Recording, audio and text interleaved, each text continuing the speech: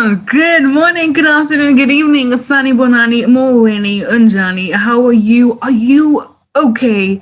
Are you doing wonderfully? Because I just had the most amazing conversation with Boitumelo Lewele from Murray Stopes, and I am over the moon excited. We speak about abortion and contraceptives firstly, and then abortion. Thank you so much, Boitumelo, for your time. I'm out of my mind excited. Oh my word. It was amazing. Boitumelo is full of life. I loved it and she made me so excited. Anyway, if you have any questions or comments, you know what to do. And thank you so much for watching. Enjoy the video.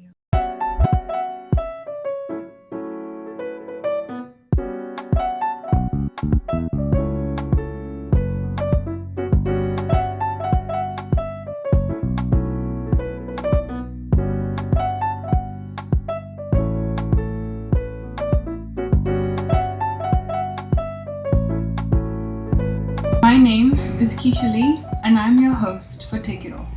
So, could you tell me about you, where you are in South Africa, and what you do? Okay, so as you just said, my name is Boitumelo Lewele. I'm staying in Johannesburg currently. I used to stay in Cape Town, and then I relocated to the site. So, and I was staying in Cape Town for quite some time. So I do consider myself a Cape Townian. But I was born in a very small village or town, I would call it, called Tabanch, which is in the Free State. Currently, I'm working at Murray Stopes, South Africa. I'm their clinical quality and data manager, and I'm based in the Sandton support office. Okay, that is amazing. Thank you very much. So you said you work at Murray Stopes. So I'd like to know, yes, Murray Stopes, how did they come about and what services do they offer? So Murray Stopes, we are a nonprofit healthcare organization in South Africa. We're in partnership under the umbrella of Murray Stopes International that is covered in a lot of other countries around the world. So as Murray Stopes, our mission, we have a mission and a vision, which I think it's very important for me to just highlight to you, and the listeners, to say that our mission, we came up, when you asked the question of how we came about, is because it was inspired by our mission and our vision. And our vision is that we want every birth to be a wanted birth, okay? So that means that our mission is to empower women and couples to have children by choice and not by chance. And that's who we are. And we offer a wide range of services. As an organization, I think we have been branded because of the, not just the service, but maybe also the advocacy that we have towards, sexual and reproductive health and rights. So we do offer comprehensive sexual and reproductive health services. And currently, we just introduced antenatal care services, because we want to actually, provide that holistic umbrella of providing, services for women. Because we also understand that there is obviously a legal limit that allows women to, up until a certain gestation of pregnancy, and thereafter, if you've passed that, unfortunately, we won't be able to help you. So we were saying, okay, we cannot just leave these women. Let us create a safe space where we can actually integrate them under the umbrella of Murray Stopes. So we offer termination of pregnancy services, which people know as abortion. We offer contraceptives, long and short acting. We also offer STI screening. We recently also introduced HPV testing. We do pap smears, and then, as I've said, we've also introduced our antenatal care services, which we have come into partnership with other organizations in terms of our advanced scans, where maybe people want to see the 3D, 4D, and then also the birthing. We do not offer the birthing here, but we are in partnership where we can refer the clients appropriately. Wow, that is an extensive but amazing list. Thank you very much. So I want to talk about contraceptives for a moment. Could you talk about the disadvantages and advantages of birth control? Okay. I like that you asked this question, because I think, and like you said, the platform that you create, I think it's very important we understand contraceptive from a perspective of medical eligibility. And when you talk about that, that's where you are able to now understand when we talk about disadvantage and advantages. What I want to put out there is that people need to be aware that there's not necessarily disadvantages, but there are certain things from a medical perspective that unfortunately we would that would actually assist us to say, you know what, perhaps this method is not appropriate for you. So when we talk about advantages and disadvantages, we must just think of it from a medical eligibility point of view. I mean, the advantage is it's clear. It's it prevents pregnancy. But also a disadvantage is that. So in terms of giving a broad spectrum of advantages and disadvantages, it would actually require me to go per method and explain maybe this would be good for you in this case, but then it could it could have this impact which you can view as a disadvantage. Because remember, most of our contraceptives that we have, they are hormonal. So, and those hormones impact our body, differently, because as women, we react differently to these methods. And that's where the term medical eligibility comes into saying, you as a woman, you need to get consulted, you need to have the appropriate health education as per the method that you are choosing, and also as per your medical history. And it's very important because I'm sorry, maybe I'm diverting from the question, but I think this is very important to know is that, as women, we come from other women, right? Whether biologically or whether not. And with that being born by women, there is this sort of a generational education that we inherit from our parents. Because when our parents, they were exposed to contraceptive, they were, they know Depo. My mom knows Depo. She's like, no, we used to get Depo. We used to, that's the method. But now there's a lot of consideration that even though your mom could have used Depo, it was fine for her, and she didn't experience anything, but you as an individual now. So we need to break that, generational education and say, you as a person, this is how old you are. These are your lifestyle. This is your lifestyle. You smoke. Mm-hmm. You want, what is that? Maybe, I mean, people now are open to even like their relationship dynamics. They're in an, maybe an open relationship.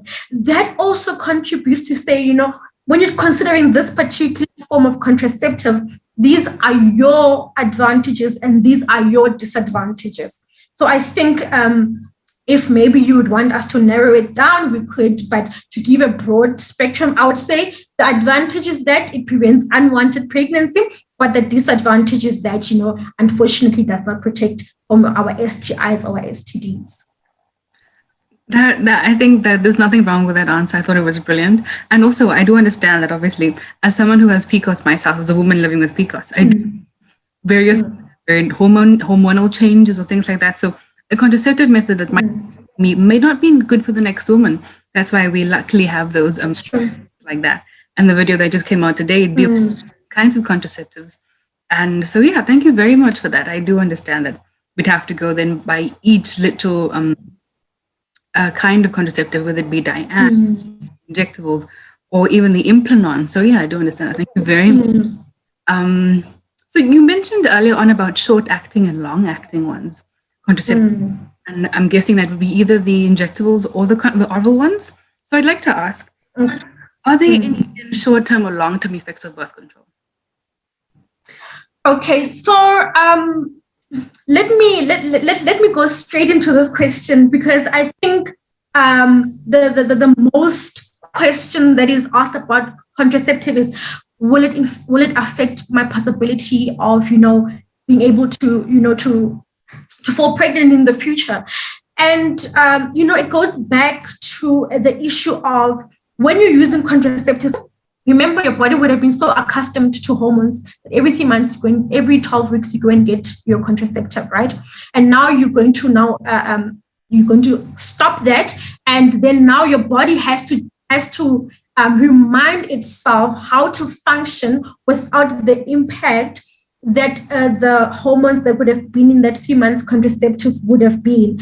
So then it would need at least that 6 to 12 months. It's different from woman to woman, but we usually say 6 to 12 months.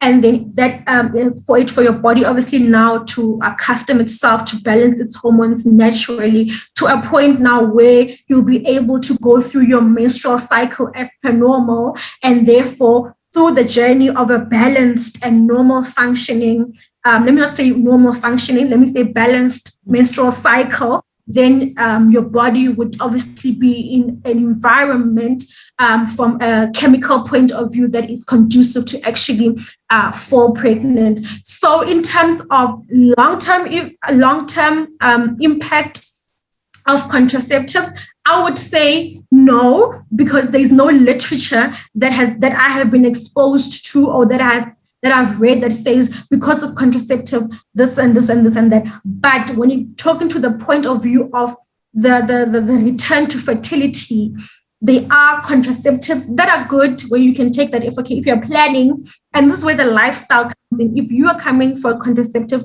I want to fall pregnant within the next year, I would advise you to take a method that, once you just continue usage, the probabilities that you would fall pregnant instantly or within maybe your first or 2 cycles, as opposed to something that we know that it has a period of about 6 to 12 months before you can return into that chemical homeostasis environment that allows you to fall pregnant. Thank you very much. I think I'd like to move to TOPs, to termination of pregnancies, also known as abortion. And we will never know all the reasons why a woman considers having abortion or goes ahead to have abortion. But do you think we could speak about as to why women consider having an abortion?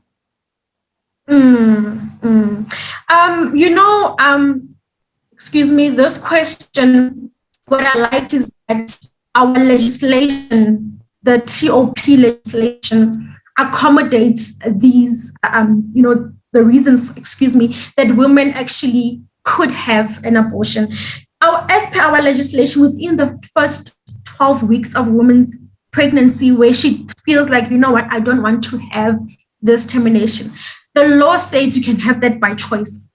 So based on the law, we can deduct that a woman can actually want to have a termination because she wants to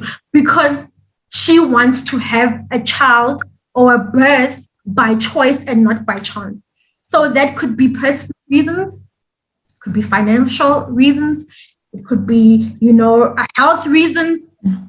The Act allows women in South Africa, from the time they find they're pregnant until 12 weeks inclusive, that they can have a termination of pregnancy by choice. And then now moving on from 13 weeks until 20 weeks inclusive, that's where now the Act starts to introduce other probable reasons as to why women we can advocate for them to have the termination of pregnancy.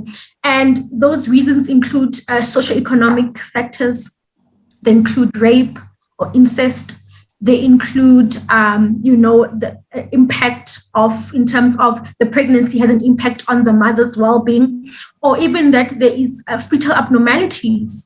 That the mother or the partner, the couple, have decided that no, we found out that there are these abnormalities and we do not wish to proceed with the pregnancy. But the overall reason is choice. And that is what we need to advocate for, that the reason why women has a termination of pregnancy or chooses to have one is because their choice, but not limited to their choice, but limited to the fact that they have the legal right to do so. So maybe from my experience, I have seen women come, to access the service based on, they don't want the pregnancy, they're not ready. Maybe there's a complex dynamic in their, romantic relationship that they feel that, I don't want to. There are women that their contraceptive method failed and they were like, I was on a contraceptive and the method failed for whatever reason, and I don't want to have the pregnancy. That's why I was on the contraceptive. There are other women, like I said, that, it's a criminal case. They have been raped, and or there has been incest that occurred, and the pregnant woman chooses that I'm not going to have the pregnancy. There are other women that say, you know what, I can't afford another child now. I'm already struggling with the 3 that I have, and then there are also women that, like I said, they were on, for example, there's a certain medication that is women use largely for their skin, Accutane, with the acne. And, that impacts, because then the fetus does not develop as it should. And then the women say, I'm not ready, I choose a quality of life for my children. So I'm going to choose to actually, terminate. So I think those, from my experience, those are the reasons, but also, and as you can see, the reasons that I've listed, they link to what the legislation speaks to of South Africa. Yeah, how wonderful, I think, and I think appropriately named, that the act is also called the Choice Act. I think it is brilliant. Yes. I'd like to, I saw on your website, right? You would like people to report those legal abortion facilities. Why is that so important, and why should we report these things? It's so important. It's so important. And I think as an organization, it's one of the things that we are actively involved in, in terms of actually putting out campaigns and, advocating for the need to report and it does not end at just reporting, and, holding the system accountable for ensuring that these illegal abortion providers do not actually even operate, or they do not even have a standing in society and in our country. And the reason for that, it goes to the impact that these illegal providers and their way of doing things impacts the well-being of women, because first of all, from a perspective of legislation, if you're unsafe, if you're not designated, you have not been, by the Department of Health to provide these services, you should not be. And that's the first reason why we must report them, because we need to ensure that women have access to termination of pregnancy or abortion services, but not just access, but safe access to these services. Second of all, the impact that it has on the woman's well-being. Women can die from being exposed to unsafe and illegal practices, because remember, most of the time, from my experience, is that not even the right doses are being used, right? And not even the right medication is used, and the impact that it has, women lose their wombs. That means that women lose a chance of, when they do decide to have children, that chance and the probability is being taken away from them. So that is why it is so important, because of, number one, it's illegal, it creates an unsafe environment, and it has a gruesome and adverse impact on women's well-being, even if they can survive, if it is that they're exposed, but possibly the consequences that come after, in terms of their quality of life from a sexual point of view, sometimes so gruesomely impacted to a point that, it's so sad for the women. And, because sometimes these women come into our care after they've accessed an unsafe service, an illegal service. And, it's so sad for us to actually come into contact with these women. So I think for me, they should be reported, because it's unsafe and it impacts tremendously and in a negative way on the well-being and the standard of living and life from a sexual perspective of women. Yeah. All right. So then, if that is unsafe and stuff, why is it then important to go to a proper equipped facility to have a TOP like Mary Stopes? At Mary Stopes, like any facility that is safe, it's very important that women access it. And like Mary Stopes being one of those types of facilities, because we go in detail, right? A safe, designated facility will allow you to be consulted as an individual. It will give you a space to ask questions.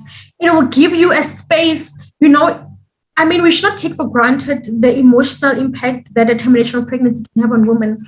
It will give you that, that chance to say, you know what, I've went through this, but I think inside I'm having a battle within. And if it's a safe environment, we'll be able to assist you from a holistic point of view. You understand? We consult you, we assess you, we educate you on how to use the medication, for example, if you're doing a medical process. But not only that, a safe and legalized facility also gives you the opportunity to come back as a woman if you have any complication. You don't have to be worried. You don't have to suffer alone at home. For example, at MyStopes, we have a program we call Aftercare Nurse, where even after hours, we have nurses on the line. If you have any question, we are there to assist you. You understand? And if you are accessing an unsafe facility, I don't think that is a type of quality of care that you. So it is important for women to access safe facilities like MyStopes and like the facilities that the government offers, because they get quality of care that is holistic. Understand? Care that you're going to, you're going to get into, that you're going to engage, you're going to somehow, some way, you're going to feel empowered as a woman to say, you know what, this is my sexual right to take this decision. I'm taking it in a place safe. If I have any complication whatsoever, any worries, there's still a platform for me to come back and get compassion, empathy. So I think that is why it's important that women access safe facilities, because they're going to get quality of care that is driven by evidence-based practice and not just merely thinking that you are doing the right thing when it's actually not, and you're actually endangering the lives and livelihood of women once they've had the termination of pregnancy service. I think quality care just makes me really excited. And I have been privileged enough to know that one of my family members who worked at a termination of pregnancy clinic, government one, was talking. It's not just a once-off procedure. It is the consultation that comes before, during, and after. It is that that one-on-one, the emotional well-being of the person when they leave. Important to take care of. And I absolutely love that women can go to facilities like that and receive that. So I would, before I go to the next question, I want to ask, I think a really big question, obviously in our country, in terms of legislation-wise and also just general knowledge. And in terms of in this particular question then involves more than one piece of legislation. There's the Children's Act as well that it impacts, or not impacts, but it deals. At what age can one have an abortion? This is a very critical question. This is actually a very, very good question, especially if we're going to say that we are advocating for safe, accessible termination of pregnancy services. And like you said, legislatively, goes back to the legislation. The choice of Termination of Pregnancy Act defines for us who and at what age can a woman access the termination of pregnancy. So that act is for any female of any age that is of a reproductive age. So that means that if I am a 12-year-old, I have my period, I'm at my reproductive health age because I'm having my period, so we are assuming that I am able to conceive. That little in inverted commas woman does have, the right to access a safe abortion service. And it's very interesting, I also want to note this in this question, that because of that, definition of a female and saying that it's a female of any age that is able to conceive, it also means that even though for other procedures, right, a 13-year-old, I'm just making an example of 13 years, they are deemed as a minor and cannot consent to maybe an operation or something at a hospital. Maybe they need to take for their tonsils. But when it comes to safe abortion, they can consent for themselves because the Act regards them as a female. So the Act says any female, it says a female of reproductive age, which is a female that is able to conceive. Thank you very much. So, could you then tell us about these statistics about women in South Africa? Has since the start of Mary Stopes, has there been an increase or decrease in women having abortions in our country in South Africa? I can speak from a statistic point of view, a national point of view, but what I would just like to give you is an overview of the amount of women that we have touched through safe abortion care. So I just have a slide here. So last year, when we report on our numbers as an organization, we report quarterly. So last year in Q1, which is January to March, we had reached 7,178 women in terms of providing a safe abortion service. And then that decreased that due to the impact, of COVID, there being I think people were just cautious about the COVID-19 and they were staying at home. And we are hoping that this decrease does not mean that they went and accessed facilities, although we will know. And then, so currently now we are gliding on the 5,000. So in Q2 last year, we were on 5,292. Third quarter, 5,384. And then the last quarter of 2020, we were at 5,279. And in our first quarter, we had recently just reported 5,343 safe abortion care services. So those numbers, they give us an indication that there is a need. And the mere fact that we are gliding on the 5,000, that shows us that there's a constant need of a pool of women that need accessible and safe abortion care services. Whether that has decreased, I am not too sure about that, but those are our numbers that we have as an organization that I can confidently report on. Thank you. Do you think that the stigma and shame around abortion prohibits women from going and having abortion? I think it does. I think, of course, it does. Of course, I think that is when we talk about accessibility to termination of pregnancy services, the first thing that comes out is stigma. And we don't understand is the impact, I think we should also not take for granted, for example, I feel if there's a facility that is known for providing safe abortion care services, I feel as a woman, I feel like if I have to put myself in another woman's shoes, I would still feel like, oh my gosh, I must go and walk in now. They're going to see me crossing the road. Gosh, oh my gosh. And then I'm going to get it. Are they going to ask me 100 questions? So stigma, it is. We cannot say that, oh no, we've done well, with our campaigns addressing stigma as a nation. The stigma is there, and unfortunately, it does impact. And maybe that's also one of the contributing factors as to why women actually access unsafe termination of pregnancies, because they don't have to go to a facility. They just meet someone on the street. They're given whatever they're given. It seems like a normal thing to do. We understand. So definitely stigma's impact, I feel like it's even unmeasurable in terms of the impact that it has, but it definitely. And it is through platforms like that of yourselves that we can continue to advocate and speak up about, trying to remove the stigma and trying to empower. And if we cannot remove the stigma, that's fine. But let us use such platforms as that you've provided now to empower women to be comfortable in their sexual reproductive right to say, you know what, I am within my rights to want to not have this pregnancy. It is my choice. So definitely stigma does impact, and it's unmeasurable, the impact that it has. And it mostly, unfortunately, impact on the one of the critical thing, which is access. Right. I